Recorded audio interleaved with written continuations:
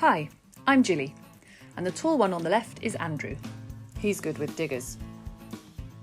Last autumn, we restored this shaded, overgrown pond near Finchingfield, Essex. Trust me, there is a pond in there somewhere.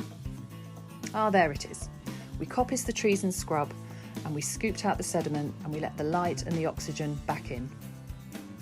6 months on, and this pond is now wriggling with life.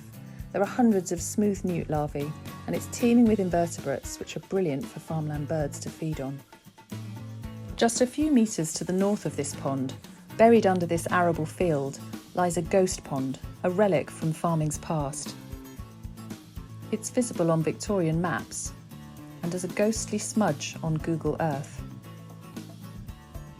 It's likely it was filled in the drive to intensify production at the end of the Second World War. Heartbreakingly, we lost more than 500,000 ponds like this in the last century. So we want to put this one back.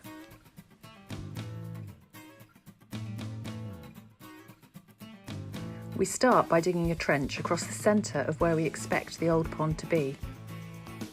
The original base of the old pond is evidenced in the dark organic matter we find at the bottom of the trench. Aquatic plant seeds could be viable for decades, so it's important we keep this in the pond. Then we stop for some crisps. Wait, that's a packet of crisps we found in the bottom of the pond. We dated it to the 1960s, which is probably when the pond was filled in. We also found some cool bottles.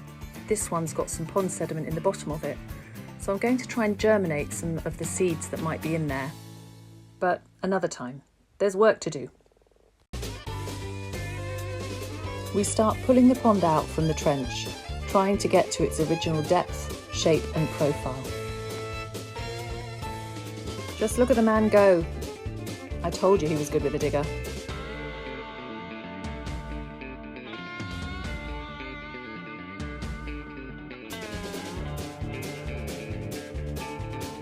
At this rate, we'll be done in no time.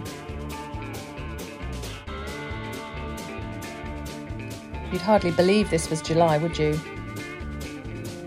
And there we have it, one newly restored ghost pond.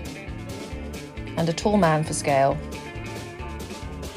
We've removed about 2,000 tonnes of spoil from the pond, and it's already filling up with rainwater. Can't wait to see what it looks like next spring. So we know there are ghosts in the landscape. Let's put them back.